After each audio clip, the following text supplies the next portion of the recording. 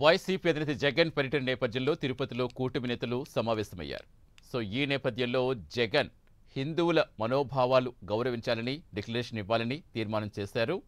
Deputy CM హోదాలో తొలిసారిగా తిరుపతికి వస్తున్న పవన్ కళ్యాణ్కు ఘన స్వాగతం పలకాలని నిర్ణయించారు. అలాగే ఎన్నికల తర్వాత నిర్వహించే వారాహి సభను కూటమి నేతలు విజయవంతం చేయాలని తిరుపతి ఎమ్మెల్యే ఆర్ఎన్ శ్రీనివాసులు పిలుపునిచ్చారు.